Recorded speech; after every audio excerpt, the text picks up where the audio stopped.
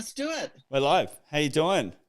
I'm doing very well, thank you. All right, I don't want to say your name wrong. Twyla, right? Twyla, yes, Just it's making Welsh. sure I get it correct. That's right. Some people they want to pronounce it differently. Twyla, introduce yourself. Tell people what you're about. I am a climate change activist and historian. I've written 6 books, and most of them about gasoline. Gasoline is my passion. We need to get away from it. Oh yeah. So I'm kind of a single cell activist that way. And I've been in the environmental education business for 30 years and still going strong. And now it's needed more than ever. I couldn't agree more. Could not agree more. What got you into it? What was the start of this? How did this all begin for you? Well, if we go back to the very beginning, I spent my grade school years on a farm in Oregon on the west coast of the U.S. And it was a small family farm, so I was into everything, animals and canning and growing gardens and a little country schoolhouse, and the whole thing was just a paradise, big forest.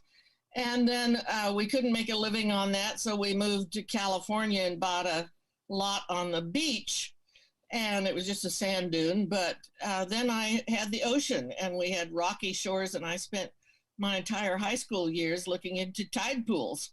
So I had those two very different kind of natural contexts, and I really didn't think anything about them. And many years later, I began to work at the Environmental Protection Agency.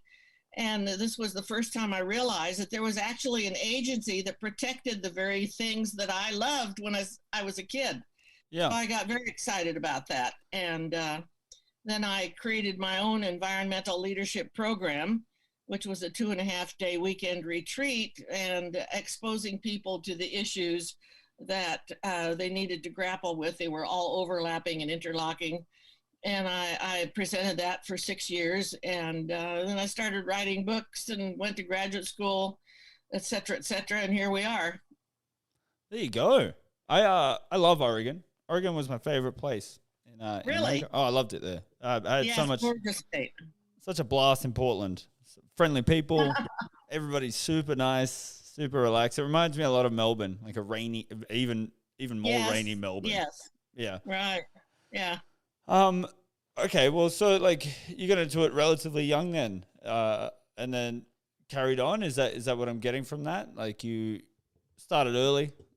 Started early. What continued? But I wasn't consciously campaigning for anything. I was just absorbing and enjoying and creating a context and a reverence that I would honor all my life.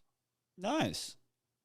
How do you find it now? Like, obviously, the America's a lot different to Australia. You guys are hugely populated, and you guys love an SUV over there. I'm not saying Australia's the best. We definitely have our faults, but how do you find it over there? Do you get a lot of support? Are you getting a lot of people converting now that electric cars are available, or are you still getting the tide is beginning to turn. You're still getting those old petrol heads? I started in 1990, Josh. Yeah. So for 30 years, I and others have already been trying to educate people. And it's only as we've had these terrific storms and the sea level rise and the interior drought and the fires in California, not to mention those in your country. Oh, yeah. Where we've begun to say, okay. And I tell people that all of that is the Earth's way of talking to us.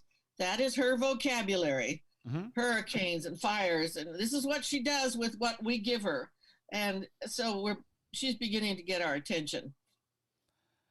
Yeah, that is it's definitely one way to look at it. It's you can't really deny the change in the immediate growth of population that we've had, this burst. She and then can't help responding that way. And for those people who say, well, I don't believe in global warming, well, the Earth believes in you because she is accepting your carbon dioxide every day. You may not believe it, but she does. She has to accept it, do something with it. And that creates a storm, creates a drought, keeps a sea level rise. And so we're beginning to draw a pretty short line between cause and effect. And we don't like the effect that's coming along. And we have to stop it right now if we're going to stay within the the boundaries of the temperature rise that we're afraid of going over. And I mean, that is serious. I mean, we're only talking about a 1.5 degrees Celsius, which, you know, if you have a fever, that's 1.5 degrees is something, but it's not all that hard to cross over. And if we let the poles melt, the North and South poles, which they already are, the North Pole particularly, there's no going back to that. You know, and it's like living with a house without a refrigerator or without air conditioning. And that's the way the planet will be, and that will not be pretty. Yeah. So what are the biggest things you come up against in terms of like people not believing it? What is their biggest argument that you find? Oh, it's just inertia. It's group think. It goes along with a lot of political stances Yeah. or religious stances that, unfortunately, are kind of all linked together to create an island in the middle of other belief systems. And so there they are. And they prefer to hang on to that for whatever reasons. And it's difficult to penetrate. So it's a whole series of ideas that cling together, just as you and I have ideas that cling together in another direction. It's hard to penetrate. Yeah, I can definitely see that. It's I guess it's one of those hard things, and especially in the times that we live in now, like with the reoccurrence of flat Earth, and everything seems to be coming up as a conspiracy theory. So and it's all attached to some type of control, and like I'm assuming you know, the planet heating up. People use that as like, no, they're just trying to control you. That's why they've created global warming to try and dictate and change. Right. Well, they've become terrifically paranoid for no good reason. And, you know, the world is much more innocent than they're giving it credit for. But as I say, the earth takes you seriously. Whatever you're doing, it has to accept it. So you may believe or not, but you're still getting the response that she gives back. Yeah. Well, I think the thing is that whole saying, the world keeps on spinning. It'll keep spinning when we're not here. You know, Exactly so right. no matter what we do, the planet's going to Yeah. keep on spinning whether we're on it or not. So, how do you spend most of your time in terms of like in talks and all of this? When did you start your podcast? Was it something that like the coronavirus sort of enabled you to do instead of going to public speaking? Are you using now podcasting as a form to get the message out, or are you still going and out I there? love it because I don't have to drive anywhere. And yeah, podcasts are wonderful. So that started a couple of years ago before the pandemic came along, but you know, you just fall right into them. Yeah. And they're a great educational tool. So I have been writing books, and I have a website called howwecanstopclimatechangenow.com, and I write a blog in there every couple of days. I just wrote Gasoline, the Test Tube Baby in there yesterday because I was recounting the origin of gasoline. It is one of the most important events in human history, and nobody has written about it at all. Yeah, right. So if you want to read that, that's at howwecanstopclimatechangenow.com. And it's out of my book, which is this big fat guy that I wrote. This is 438 pages. Light read. And that's all about fueling change, how we created climate change one fuel at a time. And I don't know if we were able to send you a copy of my 6th book that just came out. It's called Good Night Gasoline. Did you get that today? Because we were trying. Yeah. I got it. So I had a little look at it earlier with all the statistics on it. The pictures. Yeah. I'm looking at it right now. Hold on, let me see. Right, it's a beautiful book. It just came out last Friday, and I'm very proud of it because after writing 438 pages, it's nice to write 20 pages. And so that's what I did. And it's not easy to get simple, if you know what I mean. Yeah, that's right. But I think it's one of those things, like even me looking at it, it's short, it's sharp, it's incredibly to the point. I'm just trying to get it up on the screen now without botching it too much. So it's very challenging to be that simple. And I have found it to be quite a trip. Yeah, And yeah. But at the same time, I'm pleased with the result. it probably works with the attention span of most people today. Yeah, Yeah, yeah, I yeah. think It really says all that needs to be said. I think if you So the get, two big things from this book, and I'm all about gasoline all the time because it is a huge problem. There's no pollution that we do as great as using gasoline, and there's no greater way to reduce pollution than stopping using gasoline. But nobody talks about all day today with all the world leaders. Nobody ever talked about gasoline. It's always about fossil fuel.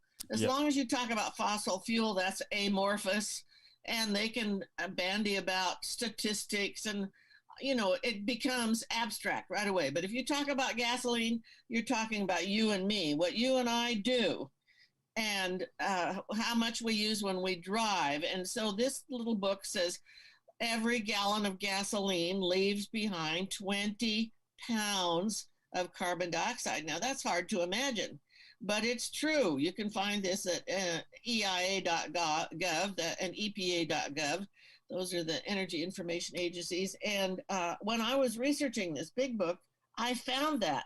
And I said, holy cow, I had no idea. So then the next statistic is if you are driving your car, you're leaving behind about a pound of carbon dioxide per mile. Did you find the one with the odometer? yeah. I'm looking at it now. I'm looking at it Yeah, right so now. I have a car with 79,000 miles on it. And that means that's 79,000 pounds of carbon dioxide that my car has left behind. Your car, think of the cars you've owned over your lifetime. Yep. Every mile leaves behind a pound. And so you have to begin to think of trips not in miles, but in pounds. And then hopefully you wake up to the realization you don't want to do that anymore. Yeah, it's one of those like obviously like a startling statistic, but when you look at it, I think how does that match up with like reality, right? Because we still are very heavily based on gasoline powered vehicles and like, Absolutely. Our life is entirely defined by gasoline.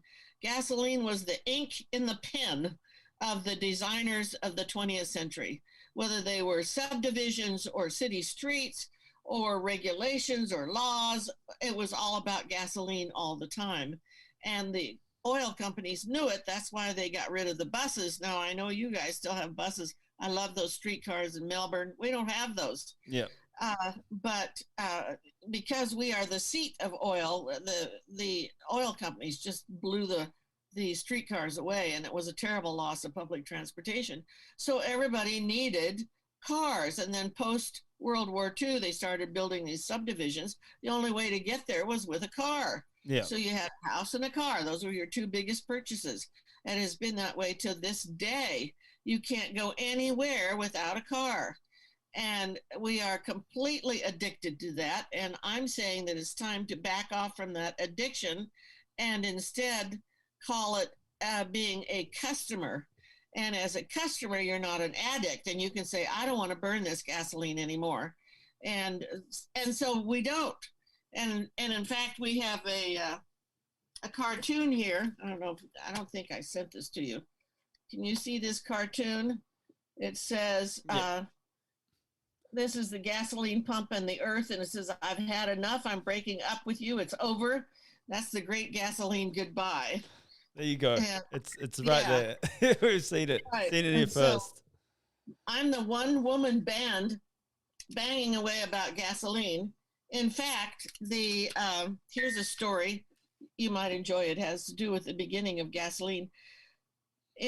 Last Friday, the April 16th, was the 166th anniversary of the identity of gasoline. It was born in a test tube in Yale University lab 166 years ago.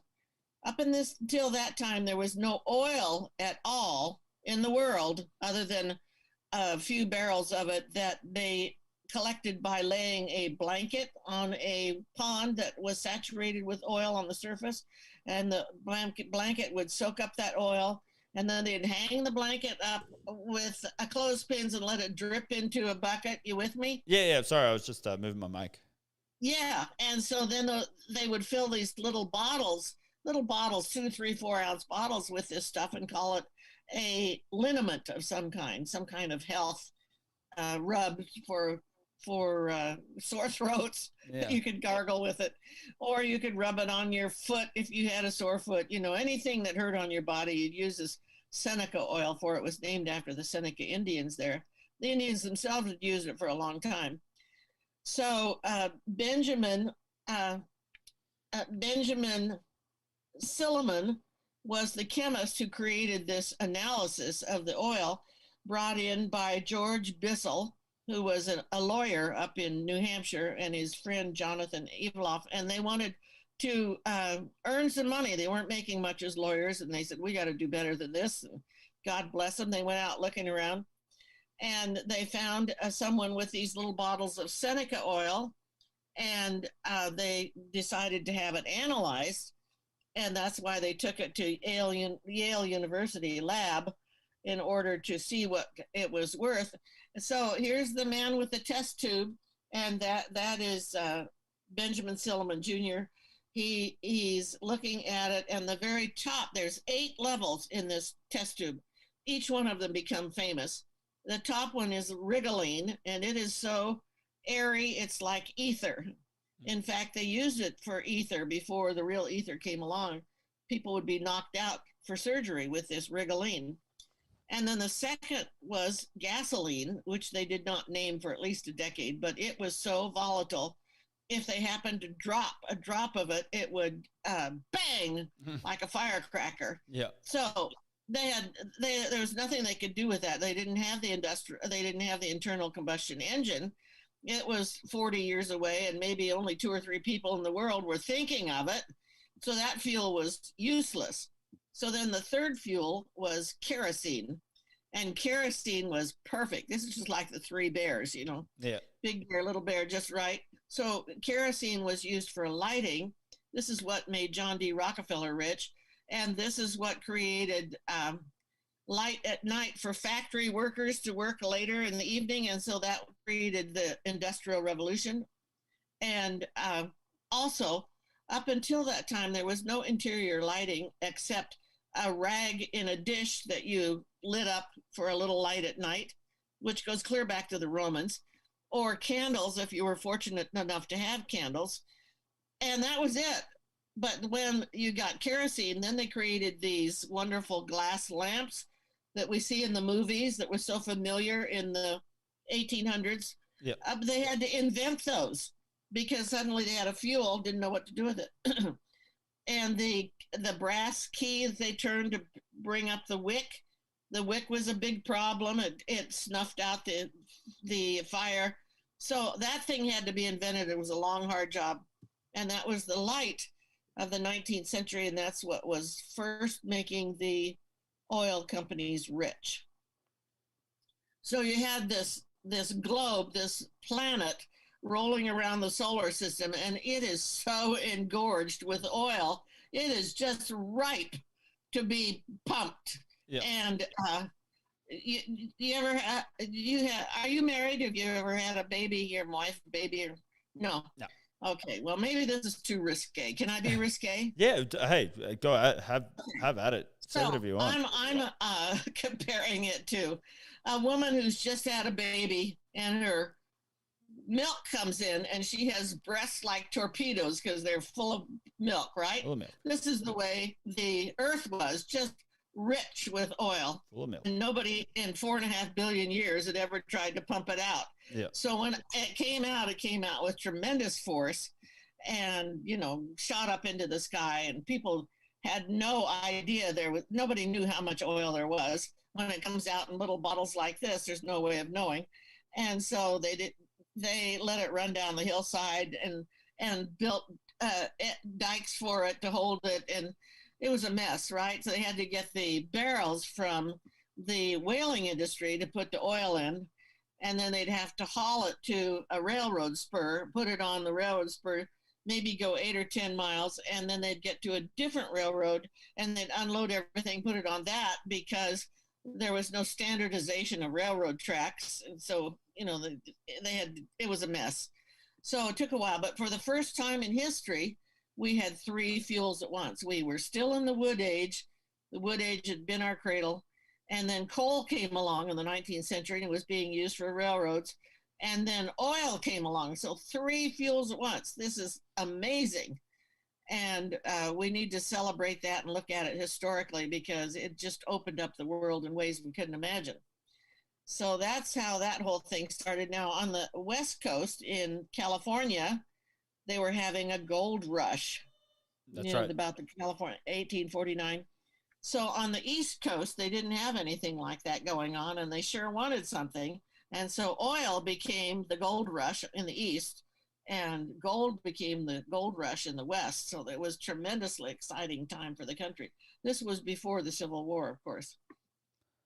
So it was all happening back then in America. So it's like, yeah. I guess there's an aspect of it, like obviously making people rich, and a lot of people focus on that. But I think there was at a time when like probably humanity needed it, right? Like that big leap in advancement in terms of fuels and how we get around. You know, when you see a superior fuel, how you jump on it, because fuel is everything. And in fact, my signature statement on the back of the book, and this is available on Kindle on Amazon. You don't have to buy the big book if you want to get the Kindle. Holds the same. It says, history is simpler than we think. History is simpler than we think. It's all about fuel all the time.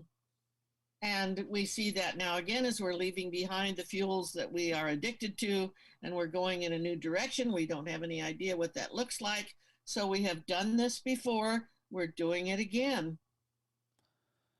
Yeah. So, but that's isn't that exactly right? Like even with electric stuff, there has to be fuel source. There has to be a downside to it. There has to be a downside to it, though, right? In terms of possibly farming, there has to be a downside to the electric energy that we're going to be creating.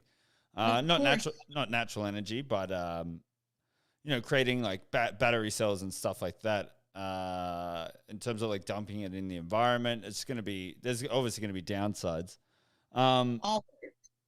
Is that something that, like, once this flip of the switch starts to happen, are you going to start changing? Are you going to stay on top of like how fuel companies control things, and is that your main cause? Is it the gasoline itself or what it's doing, or is it the people behind it?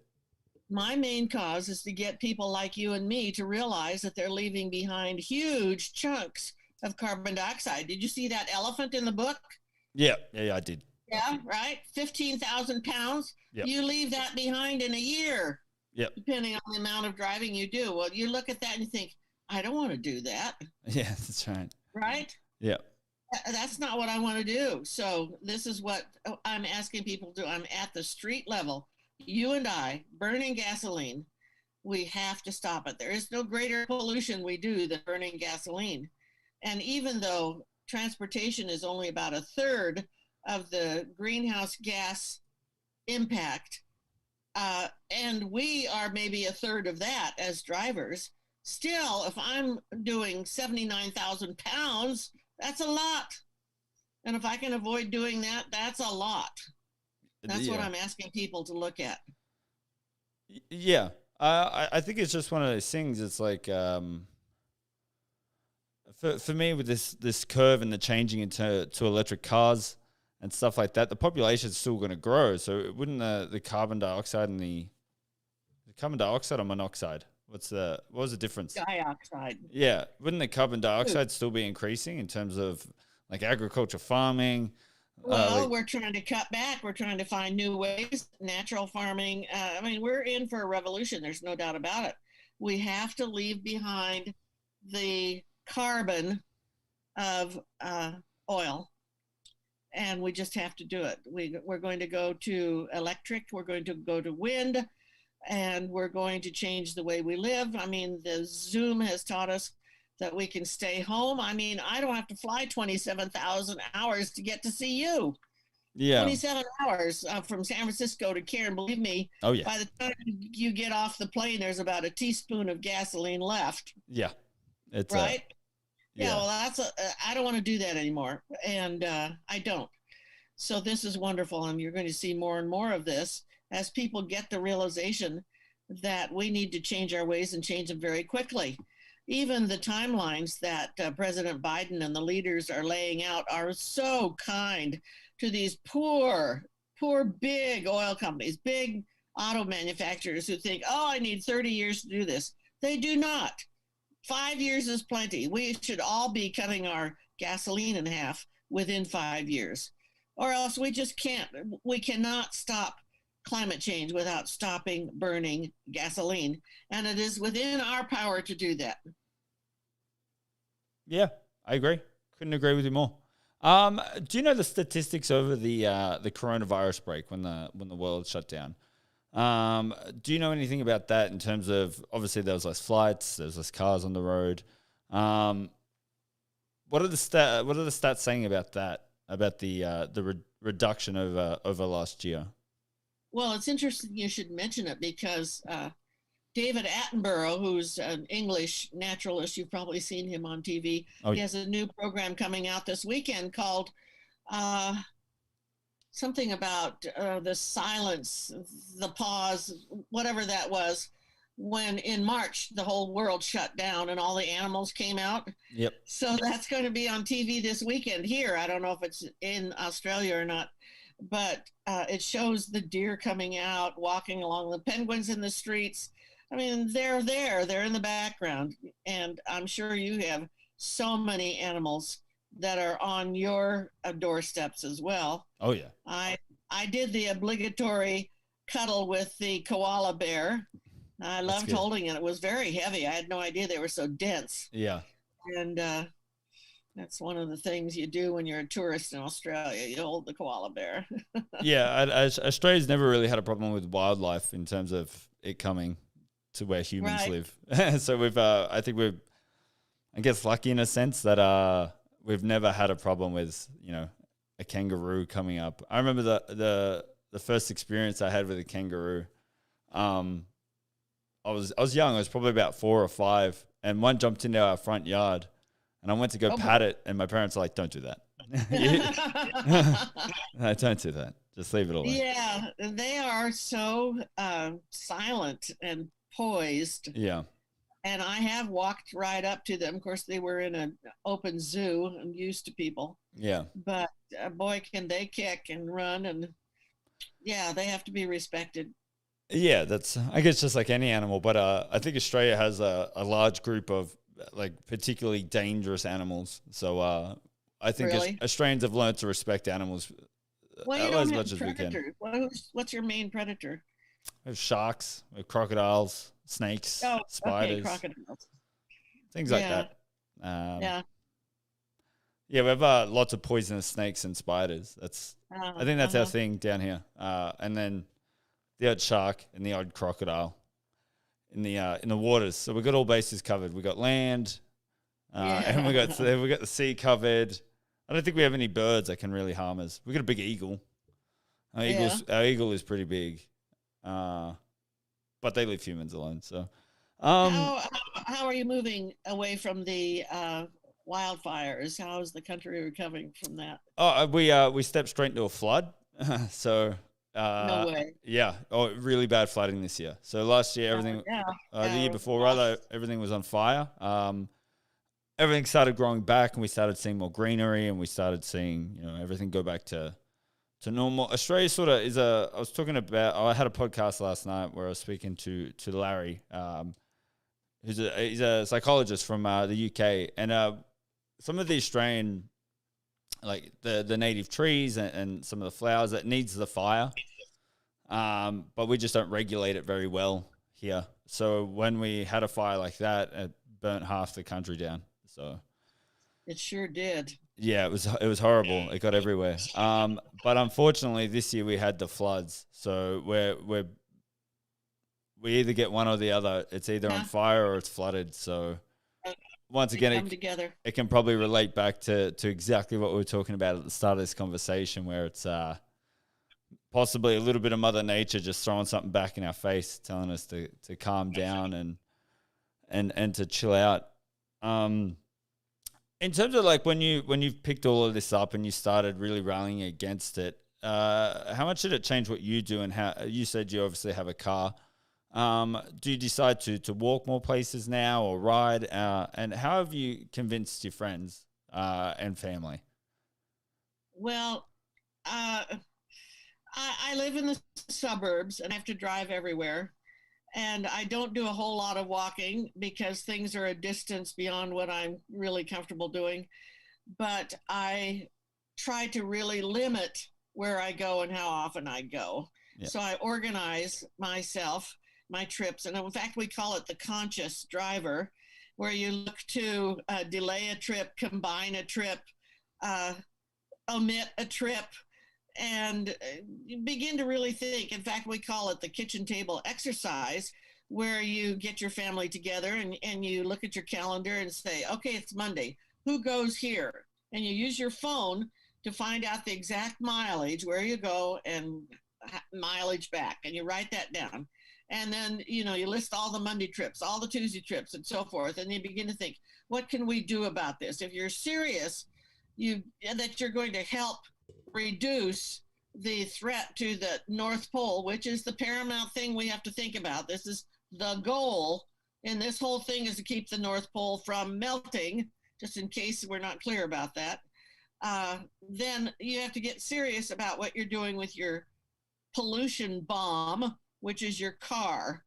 And you look at your speedometer, your odometer, and say, holy shit, I've got 79,000 pounds of carbon dioxide coming out of in fact, I sometimes tell people, what if it were butter? What if you dropped a pound of butter with every mile? What would that look like?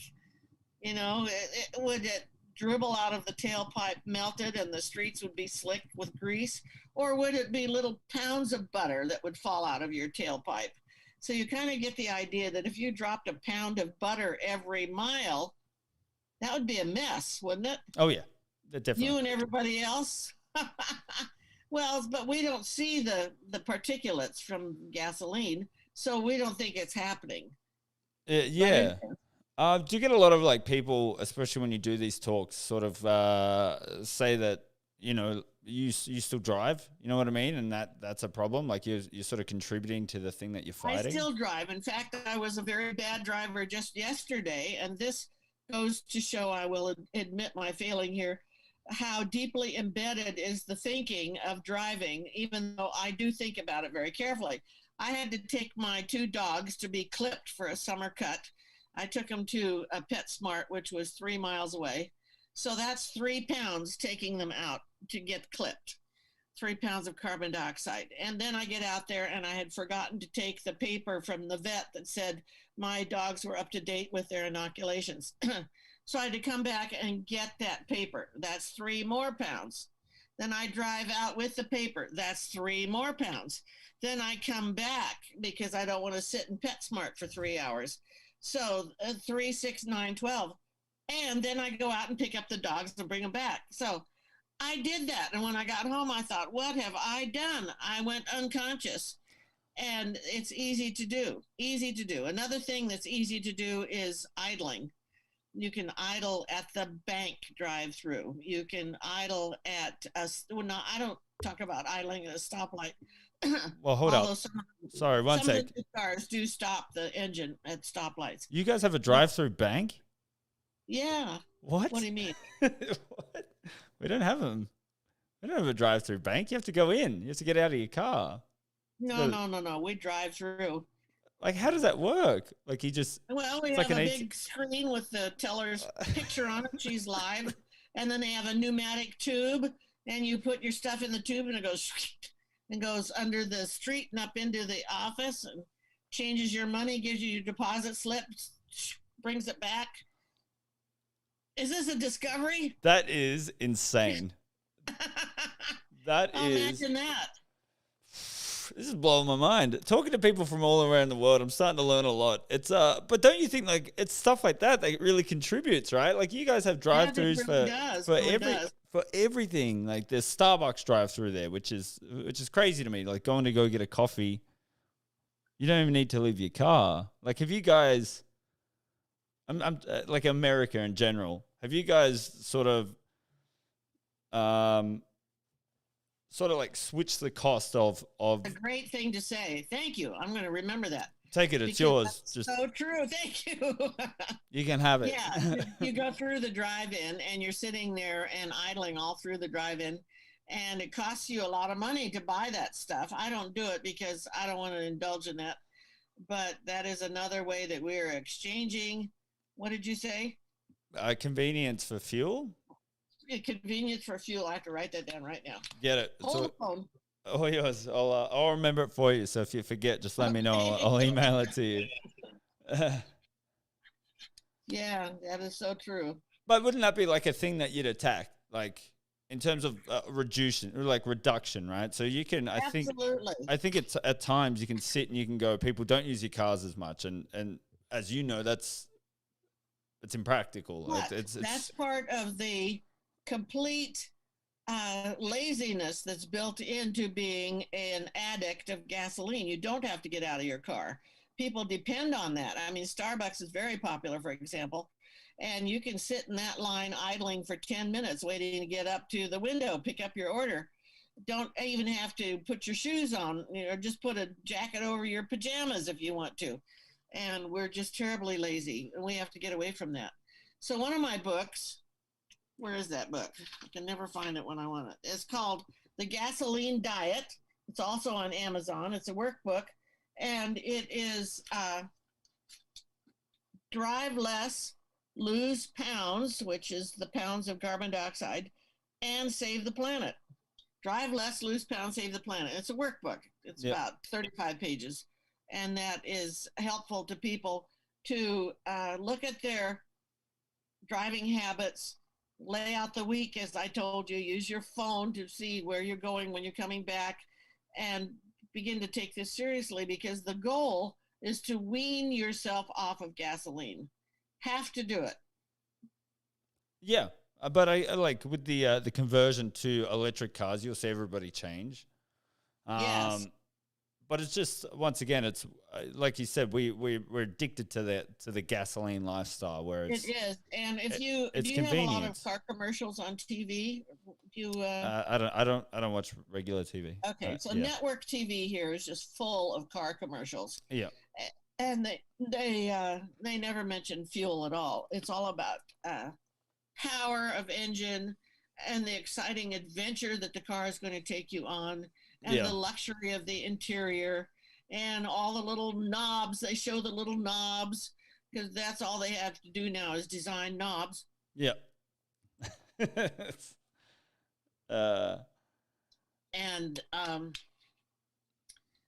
that's what they do. That's how they sell their cars. There's really no mention of fuel at all. You just assume that you're going to use gasoline, and there's nothing to say about it. So I'm saying, and I think I'm the only person in the world who's campaigning against gasoline, and I'm this voice in the wilderness, but it needs to be said. Are you going to buy an electric car? I don't know what I'm going to do. I don't know that I need a car at all, because I don't travel that much. I just go to the grocery store and the pet store. But I thought I would try an Uber experience, which I did recently. And I've done Uber in big cities, but I haven't done it here in my suburb. So I'm going to the dentist, and I decide to call an Uber. Yep. And he comes, and so I'm the second house from the corner. So he gets to the corner, and he turns north instead of south. Mm-hmm. And I say, no, wrong thing. And he's holding up his phone, and I'm in the back seat. He's going, blah, blah, blah, blah, blah. Turns out he's from Pakistan. I can't understand him very well. And so he insists on following this northern route, and the directions have him going up 2 blocks, making a U-turn, and coming back past my street. And so, okay, fine. We get to the dentist. That's good. So when I'm leaving the dentist, I'm calling a new one. Yep.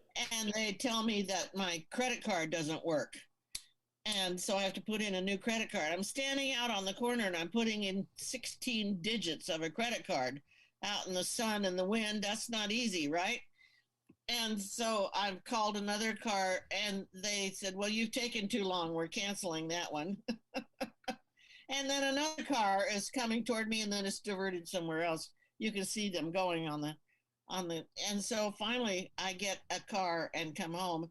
So I didn't have a really very happy experience with Uber, Mm-hmm. and I haven't tried it since. So Uber or electric car or bus, I don't know. Is Uber a better choice? Isn't it the same? Isn't it worse? Yeah, I want something that doesn't burn gasoline. And Uber burns gasoline, so I didn't really accomplish anything. Because Uber would have to take like double the trip, right? So rather than you driving from point A to point B, Uber drives from point A to from point B to point A, back to point B, Right, back to right, point right, A, back to point right. B. So they are really in investing in driverless cars that are electric. And when those come out, I think that's what I'll take because I really don't go that many places by Mm. myself, or I can get my groceries delivered. You know, you just have to begin to think about it. And you won't be Pakistani, I guess. Yeah, but I have an 11-year-old car that's sitting in the garage, costing me $2,000 or $3,000 a year. Why? Yeah, that's You fair. know, I had a chat to a Steve Schwartz. Steve Schwartz is very heavily into AI, and he said that the autonomous Uber is not very far off. He's like they're trialing it in cities right, right. already. They are already out and about in various cities. Yeah, so hopefully they're electric. I'm sure they'd have to be. Obviously, they can't not be. Right. But that is probably the better alternative to regular Ubers. But I don't see like a regular Uber being any better in terms of environment because they're No, no, not as long as they burn gasoline. It's just me or them. yeah, that's And right. it So just became irritating and inconvenient. And at the same time, as I was standing out there waiting, I felt really vulnerable, really unprotected in a way that I never did in a car. Because you're sitting in a car, you're armored, right? I'm yeah, standing out there by myself on the corner, and I'm thinking, I don't like this very much. did you say your buses were electric there? You have electric buses? Yes, some of them are natural gas powered. Yeah, I think ours are gas powered now. So all the new ones are becoming natural Right. gas rather than That's better. It isn't really good, but it's better. yeah. But yeah, we need electrics. Need electrics, and we need to stay home. Yeah, I guess, but when you can, it's probably better to Yeah. stay home rather than doing the several trips. What do you I got? used to, Sorry, you go. I was going to say I used to do a lot of flying, but since the pandemic, I've stayed home. And so my grandson went out to California recently, and the plane was sold out. All the middle seats were sold out, and coming back, they had to wait at the Dallas airport for several hours, late into the night, no food, no water. And I thought, I don't want to do that anymore.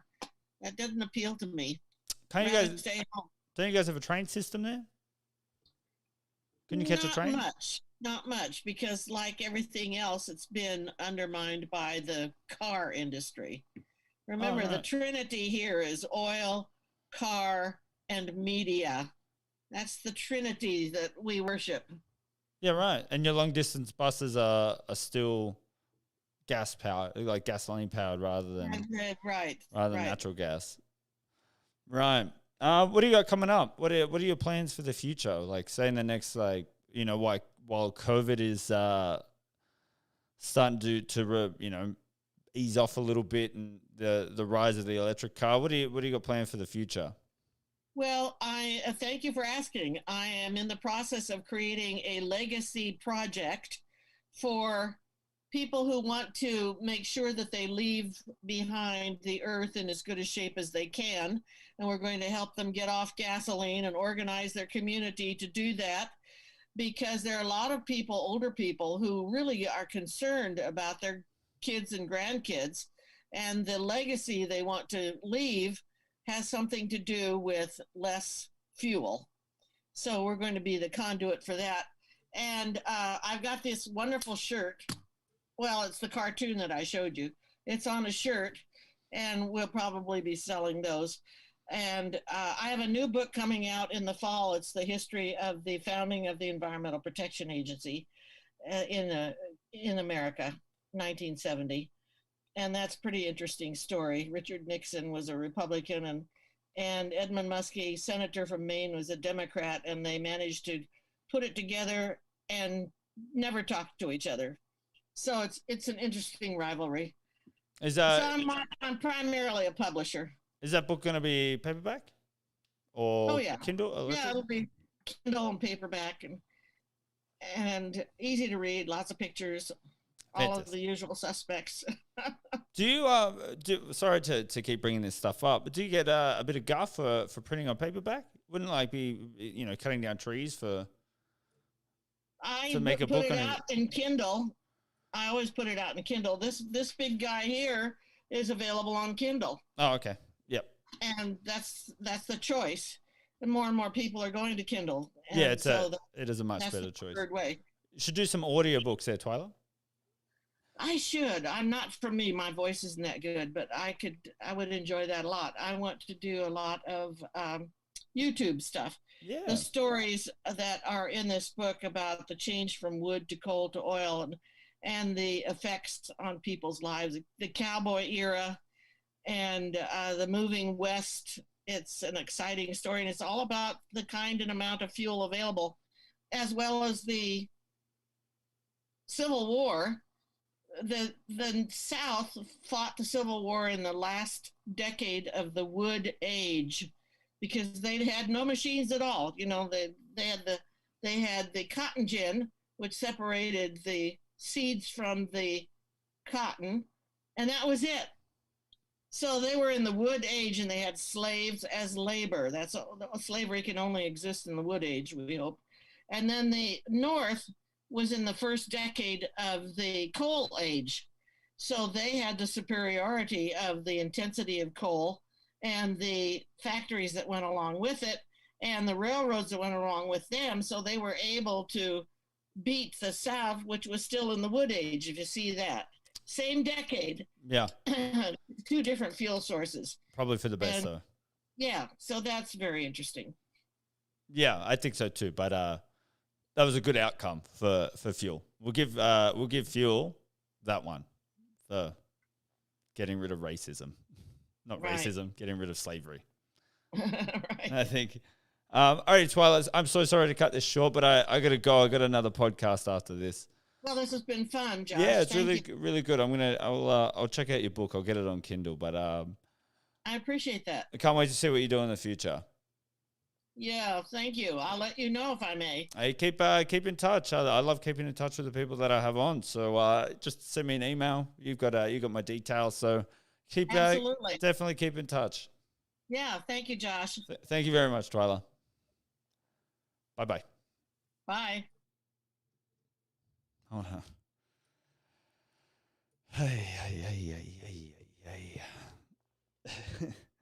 That's such a hard argument. It's such a hard argument for somebody trying to save the world from fuel and still driving a car and still doing paperback books. But she's doing a good cause. I guess raising awareness, really bringing attention to the problem, might be helping.